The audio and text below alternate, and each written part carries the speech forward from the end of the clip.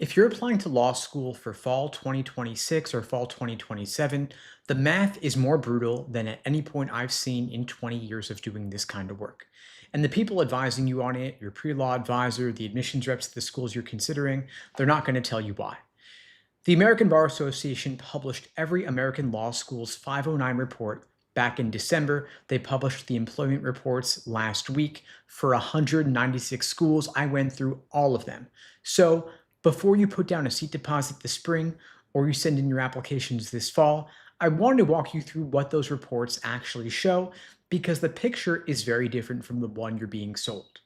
Let's start off at the bottom of the market because when you read these reports back to back, that's where the pattern is the sharpest, and you've got to see it before anything else I say is going to land for you. There is a tier of law schools in this country where tuition runs $60,000 to $75,000 a year. If you add in housing and books, total cost of attendance pushes $80,000, $85,000 a year. Over 3 years, students at these schools graduate with more than $250,000 in debt. And then you flip to the employment page of that same report. Every ABA accredited law school has to publish this. It is federally required. And what you find is that somewhere around half of their graduates don't have a full-time bar passage required job 10 months after graduation. So think about what that means for just a second. The school is charging close to $300,000 for a degree, and 10 months after the graduates walk across the stage, roughly half of them aren't doing legal work that requires passing the bar. They paid for the degree, but the market didn't let them take advantage of it. Not a good ROI. Now, the ABA breaks employment into different categories, and the schools are very strategic about which numbers they advertise. The strictest category is called full-time bar passage required. That's a real legal job where passing the bar is mandatory. That is the number that matters. But the ABA also tracks something called JD Advantage.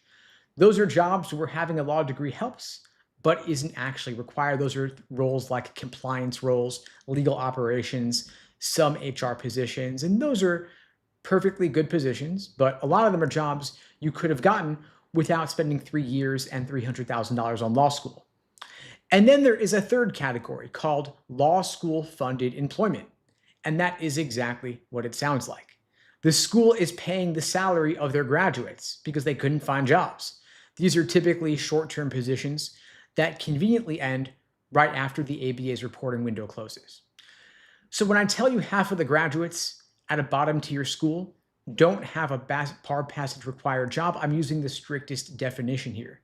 The schools themselves will quote you a looser definition of employed, and that's how schools with bad outcomes still make themselves look okay in the marketing brochures. Now, $280,000 in debt might sound like just a number until you actually start paying it back. So I want to paint the picture of what that might feel like for you. Federal student loans don't discharge in bankruptcy. They follow you until you pay them off. And at the rates Grad Plus borrowers have been paying lately, the monthly payment on $280,000 of student debt runs around $3,000 a month on a standard 10-year repayment plan. Could be more sometimes. So that could be rent on a one-bedroom apartment in most of the country, paid every single month for 10 years on top of your actual rent. If you switch to an income-driven plan instead, your monthly payment's going to drop down, but the loan stays on your balance for 20, 25 years, and the interest keeps compounding while you pay. You're servicing that debt well into your mid-40s. And I've seen this happen. Students walk into the second year of one of these schools, already 50K in, realize what they signed up for, and they have no way out because the loans don't discharge. The job market is what it is, so the students end up finishing off the degree because the alternative is quitting and being stuck with the debt anyway, and that's not a good place to be when you're 25 years old. Now, while the bottom of the market is collapsing, the top of the market is doing better than ever. A first-year associate at a Cravath-scale firm in 2026 starts at $225,000 a year with signing and year-end bonuses. That's $250,000 in the first year. Senior associates at the same firms get $435K base, $575K with bonuses, and those numbers are growing and growing with time. AI is not hurting them. If anything, it's helping them. They're doing better now. Now, the T14 employment numbers in the 509 reports still held up. Some got better. So in other words, the T14 law schools are still giving great outcomes. They give a great ROI. Most other law schools may not to the same extent, which is why I always say, if you're going to a lower ranked school, you want to make sure you're getting more scholarship money to offset the drop in prestige. You could go to a high ranked school with less scholarships and great outcomes for big law, corporate law, judicial clerkships, or a lower ranked school with more scholarship money, but the middle is being squeezed out. And so you want to be clear on what's the ROI. You want to look up the stats in those 509 reports, in the employment reports as well, seeing what are the typical outcomes for a graduate at any given law school. Now, whichever path you're choosing, higher ranked or lower ranked schools, the path to getting the best outcomes is the same. High GPA, high LSAT. If your LSAT and GPA are above the medians, you're probably getting in.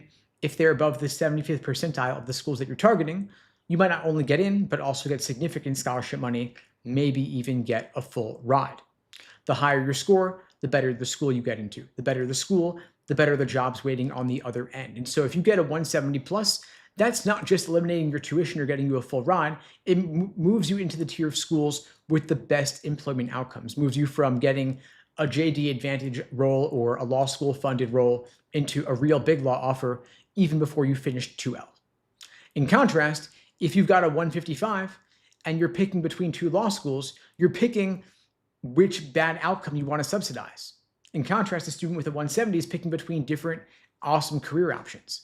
And so better LSAT, better scores, more options upon graduation. If you're starting off in the low 150s, getting to a 160 plus is pretty doable within just a month or two. If you want to get from 160 to 170, it's going to be a little bit harder. That's another couple months. Because at that level, you're typically not learning new concepts. You are eliminating small, persistent mistakes under timed conditions. And then getting past 170 into the 175 plus range is yet another level of your prep. Not everybody gets there by definition. Only 1% of applicants get into the top 1% of LSAT scores, of course, by definition, but most people don't even need to. I mean, honestly, if you get a 170 LSAT score for a decent regional law school, that will unlock a full tuition scholarship and you'll have real employment outcomes. But realistic timeframes, don't rush it for June in 5 weeks if you're not going to be ready. If you give yourself 3 months till August or 4 months till September, that's going to give you a lot more time to achieve your fullest potential, getting a better LSAT score, getting more scholarship money. Now, if you've already taken the LSAT and scored in the 150s, here's what I tell every student: retake. The LSAT is the one variable in your application you can still move. A student who retakes after 6 months of real prep typically gains 15, 20 points with a proper study plan.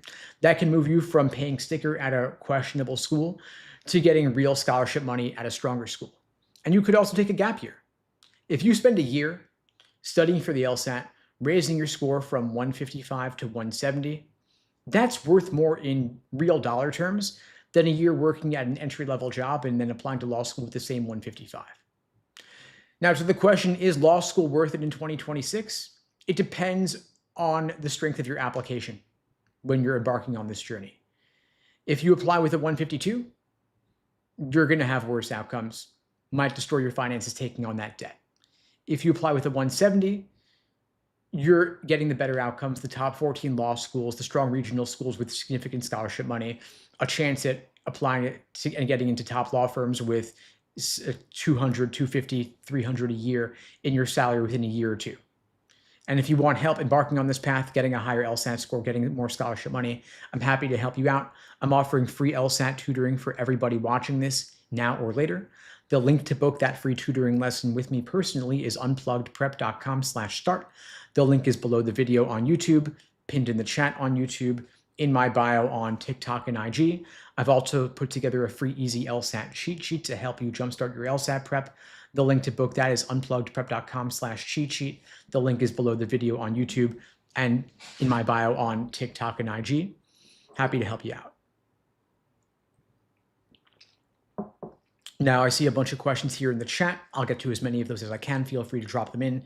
Anything at all, LSAT and law school admissions. The chat is open. The queue is open. Feel free to drop in your questions. I will get to as many as I can. Anything at all, LSAT and law school admissions. I see Izzy's asking, how much time will I need to study if I want to get into NYU with mostly paid? So I'm guessing you're asking, like, how can you get into NYU with a full ride, essentially, or close to a full ride? keep in mind, NYU is a top 6 law school, and so the requirements are pretty high. For the top 14 law schools, generally speaking, their GPA medians are all around a 3.9. Their LSAT medians are roughly 170 to 174. NYU's probably at a 173, I would guess. You could look up the latest stats on them, though, in particular. And so just to get in, you'd want to have a 3.9 and a 173 LSAT score. To get in and also get scholarship money, you'd want to have a 4.0 and above a 175. In other words, easier said than done. It's hard to get a full ride at a top 6 or top 14 law school. I would think about getting in with scholarship money and not assume that you're going to get a full ride at a school of that caliber. But you also don't need to get a full ride to make it worth going, because even if you take on some debt to go to a top 14 law school, the employment outcomes are quite good. I mean, those are the pipelines to get big law jobs. And so if you could take on some debt to go to a T6 law school, but then you're working at Cravath after graduating, you could service that debt pretty easily. I'm not a fan of taking on debt, generally speaking, but there are some limited cases where it might not be a bad idea given the employment opportunities available to you upon graduating from a school of that caliber. Now, a follow-up, how much time do you need to study? So it depends on your goals, where you're currently starting, and what your time frame is. I mean, to get a 175 is going to take some time, doesn't happen overnight, but the amount of time it's going to take will depend on what your current starting point is and how many hours you could put in per day and per week. If your cold diagnostic is a 140, it's going to take longer than if your cold diagnostic is a 160. And then we look at, okay, well, what are your other obligations? Are you working full-time? Are you in school? Do you have family obligations? The more other things you have on your plate, the less time you have for LSAT prep and the longer it's going to take. But ultimately, law schools don't care how long it took you to get the score. They just care that you got the score at the end of the day. And so if you won't be ready by June for the June LSAT, you could take the LSAT in August or September and still apply pretty early in the cycle. And so if you want to talk through what your personal study plan could look like, if you want to talk through some of these factors and considerations I've been spitballing on here, you can book the free LSAT tutoring with me. We could talk through it together live on a one-on-one call. The link to book that free tutoring is unpluggedprep.com/start. The link is below the video on YouTube, pinned in the chat on YouTube, in my bio on TikTok and IG as well. And I see Being Annabelle's commenting about the trade-offs on scholarships versus prestige, going to a lower ranked school with more scholarships versus a higher ranked school with less scholarships. Annabelle wrote here, my son got a full ride for UF, University of Florida, state school a bit lower ranked, but then he got into UPenn Cary Law, top 14 law school. Now he got 1L, 2L summer, chose UPenn, of course, even with the debt. So Annabelle's son made the choice to go for a top ranked law school, even with less scholarship money. UF would have given a full ride, but UPenn's UPenn, it's a top ranked school. And so going there, even taking on some debt, might be worth it because the prestige of the school means there are better employment opportunities. The prestige of that UPenn name is going to carry more weight than the name UF, even if UF is giving the full ride. So it depends on what you want to do. I mean, if you want to work at a family law firm, you want to work at a smaller law firm, you want to put out your own shingle, maybe you want to go for free and take the full ride. But if you want to work in a white collar law firm, a white shoe law firm where it's a bit more prestigious, they're going to bank on the prestige of the school. That's where the hiring pipeline is from, the recruiting. Then you want to go to the higher ranked school. Annabelle says he got $100,000 pay for both summers, and yes, also going into big law. So he got paid $100,000 just for the summer associateship each summer. It's a lot of money, could offset that tuition debt, and then work in big law afterwards. So yeah, that might be the better move.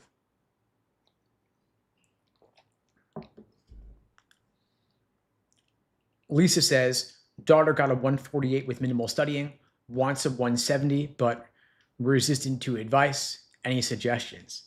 Okay, this is fun. All right, so 148 with minimal studying, that's not a bad starting point. All the cold diagnostic tells you is that you have not yet learned the language of the LSAT, but of course you can over time. I wouldn't over-index on that one diagnostic result. After some studying, could be a lot higher. 170 is definitely doable. If you want your daughter to get some guidance, but she's resistant to your advice, then maybe you should be open to my advice. Sometimes when it comes from a parent, the kids are a bit more resistant. And so What you could do is, forward your daughter my information and she can book a call with me and we could talk through it more directly, that we don't have the family dynamic of playing a role there. But to improve 22 points is very doable. 148 to 170 is possible. Doesn't happen overnight. I can't promise it would happen by June in 5 weeks, but for August in 3 months or September in 4 months, that increase is achievable. And then you can apply beginning of the cycle in the fall when applications open. And I think that that's enough time to achieve the increase that you're looking for. So feel free to send her my way. I'm offering the free easy LSAT cheat sheet as well. I put the info about how to get that in the chat as well. It's all linked to my bio if you want to send it her way. Cameron asks, can you get into law school with a 140 LSAT score? I'll adjust the question. Can you get into a good law school with a 140 LSAT? I would say no. There may be some law school out there that will take you, but not the ones worth going to, frankly speaking. The lowest ranked law schools might take you, but they have the worst employment outcomes and the worst bar passage rates, and those schools are also at risk of closing down. I published a video last week, I think it was, saying don't go to these 4 law schools, and I talked through the 4 worst law schools in the country where they are at risk of getting shut down by the American Bar Association because their outcomes are so poor. It's like it's a act of consumer protection to close down those schools because they're not a good return on investment. So I would recommend studying for the LSAT more, retaking it, getting a 160, 165. If you can do that, you'll get into much better law schools that are worth attending, and you'll also get scholarship money to boot. Kay's asking, I have a 395 GPA and a 178 LSAT. Can I get into Yale? I'd say your odds are pretty good and better than most.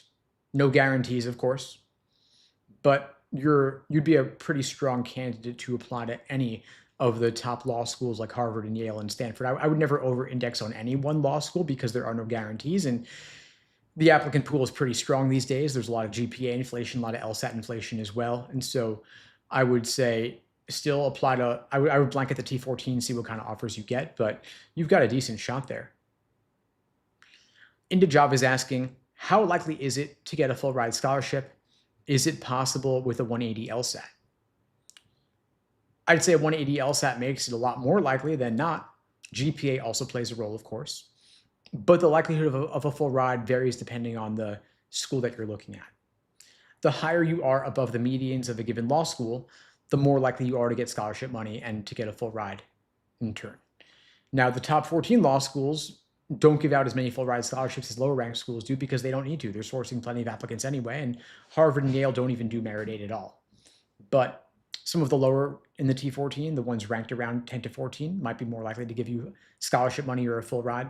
And then you'll be, of course, higher above their medians because, Yale and Stanford, they're at a 174 LSAT median. The bottom of the T14 will be more at a 170, and that is a significant difference. And you're looking at a 6-point difference, 174 to 180 versus 10-point difference, 170 to 180, and that matters. We're looking at top 4% versus top 1% in LSAT percentiles.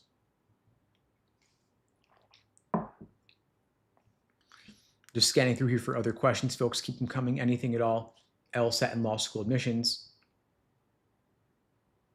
Emily says, I have a 3.8 GPA, but I'm having such a hard time with self-studying.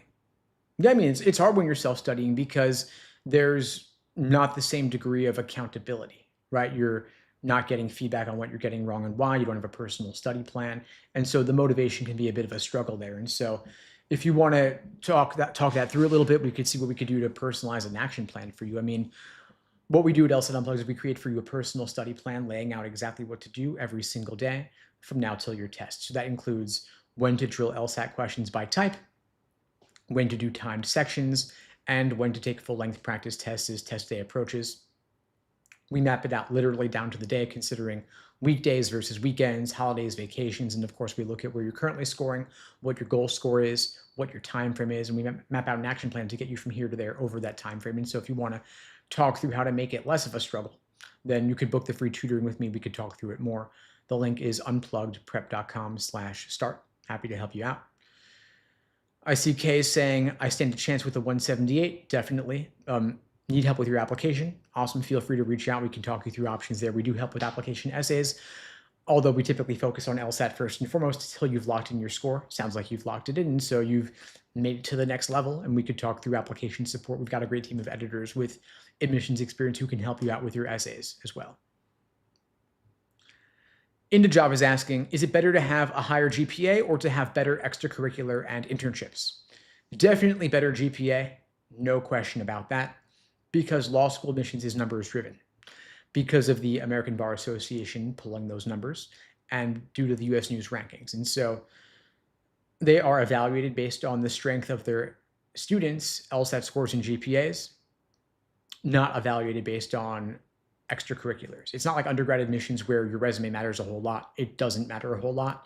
Soft factors are called soft for a reason. They're kind of mushy and imprecise, whereas LSAT and GPA are crystal clear cut. And so for that reason, they focus on optimizing those beyond anything else. And so I would say take on fewer extracurriculars and maintain a higher GPA. Don't do things that are going to eat up your time at the expense of your classwork, because that'll make your GPA suffer.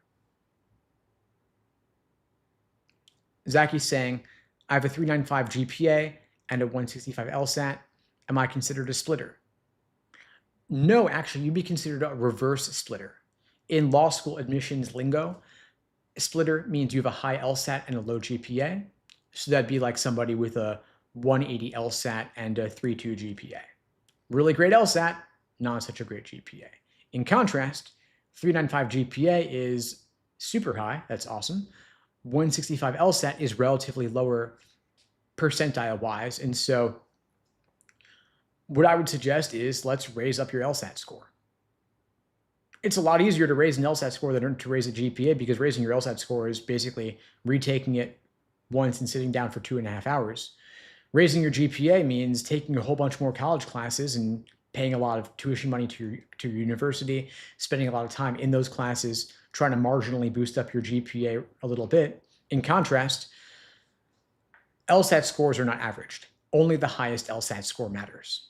So when you retake the LSAT and do a few points better, you've raised your score by a few points. If you go from a 150 to a 170, you've raised it up 20 points. In contrast, if you take a few more college classes, you are marginally bumping up your GPA just a little bit, but you're having an incremental difference because all credits in college are averaged out together, right? So in other words, colleges average your GPA, they mix up all your classes together and take the average of your GPA from each individual class, each individual grade. In contrast, LSAT scores, only the highest one matters. So if you retake and retake and retake and do better each time, the highest score wins. It's kind of like super scoring in the SAT. The highest number matters. And so for that reason, I would say there is no reason for anybody to be a reverse splitter, because you've done the hard part. You did well on your GPA. Can't redo that easily, but retake the LSAT, boost that up. That's where I would focus on optimizing right now.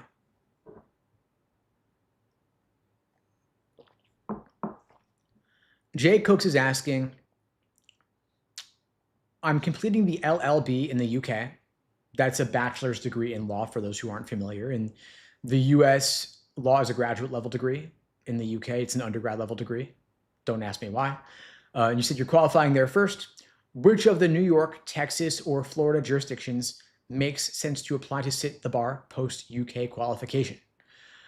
Well, I'm not an expert on UK law or UK education, but my thought here is, where do you want to practice law in the US? I mean, are you looking to move to the US?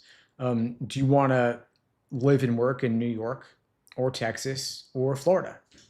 Very different states. They are all very different from each other. I've spent time in all three of them. They are not interchangeable. Certainly, you're going to have a very different lifestyle depending on which one of those states you end up in. So I'd think about, where do you want to live and work, or which of those states do you think you will do the most business with, even if you don't live in that state? Where do you see the most international commerce between the UK and that state? If I had to guess, I would say that probably New York has more ties to London than Texas does. But I'm just kind of spitballing on this. I would say talk to attorneys in the UK, see what they have to say. They might have more insight into that. Also, they have different bar exams, right? So you're going to want to study for the New York bar specifically if that's where you want to practice. I see a follow-up here. You work for a US company and handle contracts in the UK, EU, and US. I would talk to people at your company and see if you're planning to stay at the same company, see what they say about the ties between their company and New York versus the others. And by the way, folks, when you're looking at where you want to go to law school, just generally speaking here, consider that a given law school will prepare you for a particular bar exam. So if you go to law school in New York, they're going to get you ready for the New York bar. If you go to law school in Texas, they're not prepping you for the New York bar, they're prepping you for the Texas bar. And then you might need to study all over again for the New York bar because there are differences in state laws, of course. And things are complicated because there's 50 states. Luckily, there are not 50 different bar exams. There's the multi-state bar, which is accepted by many states, but then New York, California have their own unique bar exams that require particular forms of study for those. But consider where you want to live and work. A law school has its best reputation in its particular area. In other words, people in New York won't know the prestige of a given law school in Texas and vice versa. I see XFX is asking, everything I've heard when I started LSAT prep was to focus on GPA and don't start studying for the LSAT too soon because it can be counterproductive. I was told to study 3 months intensely and then take it. So I largely agree with what you said with some caveats here. So when you're earlier in college, when you're a freshman or a sophomore, I would say, yeah, focus on your GPA. Maintain a high GPA. The LSAT's not going anywhere. You don't need 3 years to study for the LSAT. So studying too soon can be counterproductive because it could adversely or negatively affect your GPA. But then once you're late sophomore year, earlier junior year, then I think it's fine to switch gears and focus on your LSAT prep. For some folks, 3 months of intense study is sufficient. For others, you might want more time. Depends on what your goals are and where you're starting from. I mean, if you really want to gun for a 175 plus or a 180, you might need more than 3 months, and that's okay. Also depends where your cold diagnostic is. Some people start off at a 130, others start off at a 155 or a 160, and depending on where you start, that's going to dictate how much work you got to put in. The good news is that ultimately law schools don't care how long you studied for. They might not even know how long you studied for. All they care about is the score you get at the end of the day. And so 3 months of intense study could be enough, depending on how you study. Other folks might need more time, might need 6 months, and that's okay at the end of the day. As long as you get the score, that's what matters. And we create personal study plans for our students. And so if you're starting now and taking it in August and you got 3 months, we can make a plan for that. If you're taking it in November and you want to give it 5 months or 6 months, we can prep for that as well. And if you want to talk through what that plan could look like, you can book a free LSAT tutoring lesson with me. The link to book that free lesson is unpluggedprep.com/start. The link is below the video on YouTube, pinned in the chat on YouTube, in my bio on TikTok and IG. And for those of you who are retaking the LSAT, I see Zachy saying I took it in April. Would be bad to take it again in June if I did lower. No, it wouldn't. I mean, for those of you who are retaking, I know a lot of folks are retaking, that's totally fine. Law schools only take into consideration the highest LSAT score on your record. They do not average multiple LSAT scores, and for that reason, there is no downside to retaking. If you do better, great, you get a higher score now. If you do worse, no big deal. The previous higher score still stands. And you've got 5 weeks till June. Will that be enough time? Could it be enough time? Maybe, maybe not. Hard to say. But you don't need to rush it for June. You can take it in 3 months in August and still apply the second applications open in September. And as long as you take it and apply this calendar year, if you want to start law school in fall 2027, you're good. I don't think you need to wait until January or February.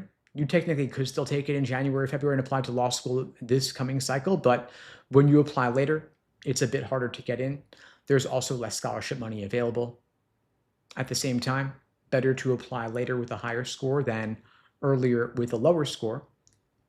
But I think that you should be able to knock it out this fall if you're starting now.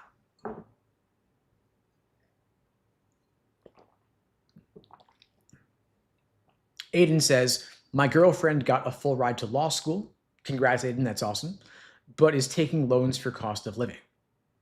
I mean, yeah, that makes sense because the cost of law school is not just the tuition. It's also room and board, like your rent, for example, your food, miscellaneous living expenses like clothing, socializing, going out a little bit, books, fees.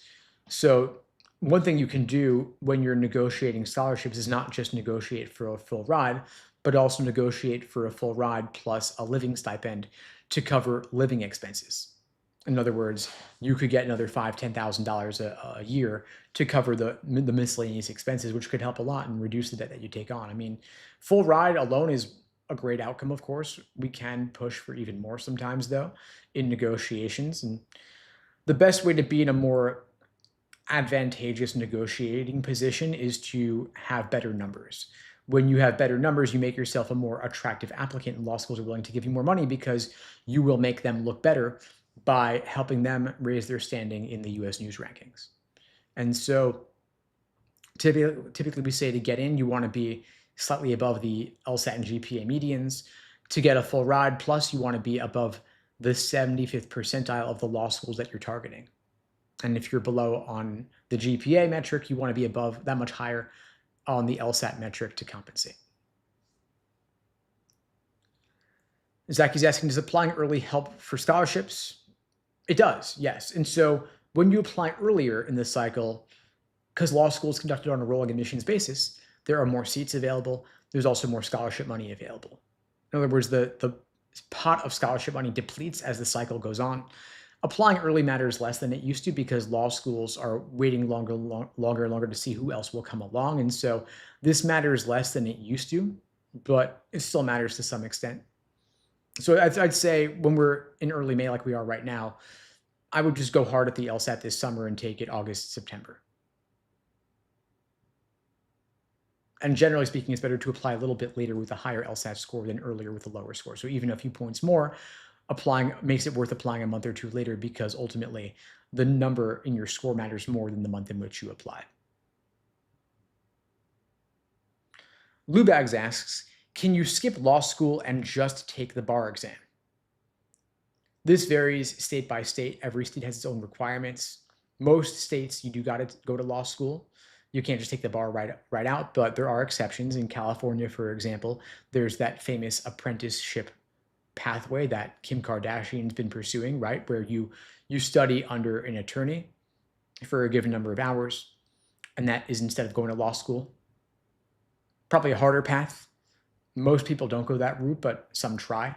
And as you may have heard, Kim did fail the bar. And so even with her resources and the tutoring that she did wasn't sufficient. So typically I'd say you want to go to law school in part because law school is not valuable just for helping you get ready for the bar exam, but also for the prestige of the degree.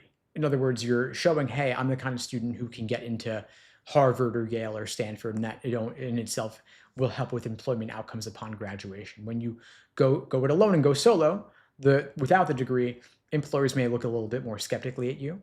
Not to say you still can't get a job, of course, but it's not as easy potentially. Law schools do have a recruiting pathway, like a pipeline for employment. They help you get placed into law firms. They have career services offices that can help. You also have you could see the stats of the typical outcomes for any given law school. If you look at the American Bar Association 509 reports, you'll be able to see the typical outcomes, the typical stats in terms of bar passage rates and employment outcomes for various law schools, and you'll see which schools have better or worse outcomes. So it might not be worth going to a given law school if the outcomes are pretty poor, like at the lowest ranked law schools. But at higher ranked law schools, part of what you're paying for is the typical outcomes that you're likely to get in terms of, will you pass the bar exam on your first try? Will you get placed into a big law position or a judicial clerkship? So all things worth investigating. And so I always recommend for any given law school that you're considering, Google the law school and then the number 509, like Yale Law School 509, Harvard Law School 509, and you'll be able to look up the stats in terms of what their students' outcomes typically are like. And if you want help navigating this process, looking into given law schools, getting your LSAT score up, you can book a free LSAT tutoring lesson with me. The link to book that free tutoring with me is unpluggedprep.com/start. The link is below the video on YouTube, pinned in the chat on YouTube, in my bio on TikTok and IG.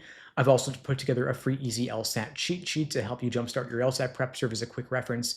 The link to grab that is unpluggedprep.com/cheat sheet. Link is below the video on YouTube and in my bio on TikTok and IG as well. And if you want to see my previous videos where I've walked through different law school outcomes, their 509 reports, their employment outcomes, you can click the live tab on my YouTube channel, and you'll be able to see my videos over the past couple of weeks and months walking through different law schools' data and helping you analyze it and break down in terms of what do these numbers actually mean for you as an applicant so you can make a more informed decision.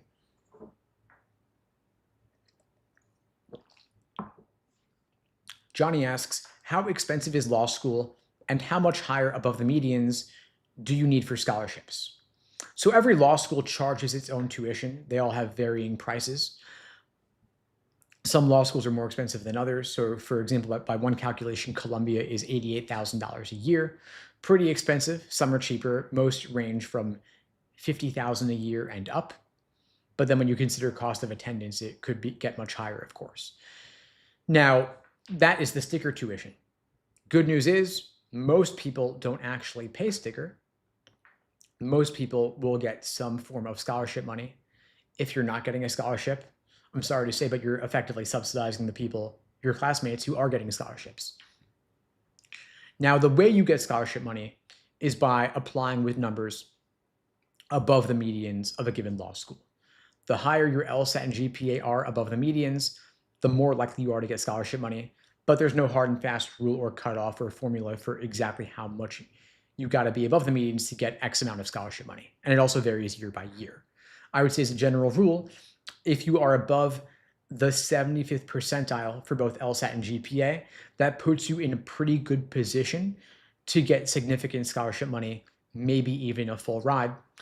But it's not just about the offer that you get on your application, it's also the negotiation game that you play. And so you can get more money out of the school by negotiating.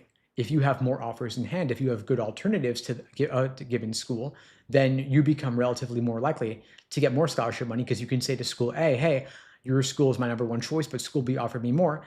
Can you match or exceed that number? And the more offers you have in hand, the more you can play the game, the more scholarship money you can get. Schools have budgets for this. They can be flexible on this. And so the best way to go about negotiating is to have multiple offers in hand and be respectful, of course. I'd say since you're less experienced at this than the school is, maybe better to keep it on email so that you can plan out what you're going to say better. But apply to a wide range of schools. I mean, don't just apply to one or two. Even if you only want to go to one or two locally, apply to a dozen or more, have more offers available so that when you can go back to school A, you say school B has given me X, Y, Z, can you match or exceed that? And I said, ideally, you're above the 75th percentile on both LSAT and GPA, but if you're below on one, if you're sufficiently above on the other, that could be enough to still put you in a good position. Law schools love splitters. They weigh LSAT more heavily than GPA anyway. And so having a relatively lower GPA doesn't mean it's a done deal. Because if your LSAT sufficiently high, then you can still negotiate and get more of a discount on your tuition. And that's why I say no reason to be a reverse splitter with a high GPA, low LSAT, because if you retake the LSAT, you'll come into the negotiation in a stronger position to get more scholarship money. And so retake first, have a stronger LSAT first, then apply, then negotiate. That's the order of operations here. In other words, the best way to go out negotiating is to have strong numbers to begin with.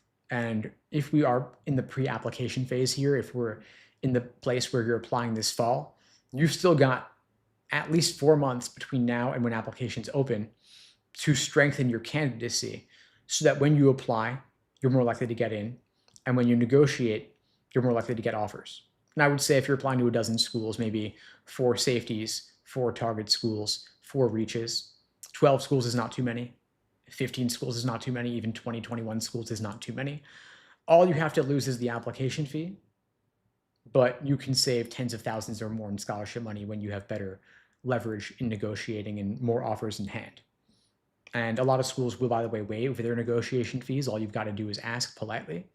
And many schools will say yes to waiving the fees, and then you're saving some money on the application fees. You can apply to more schools, and then you have more options available to you upon graduation.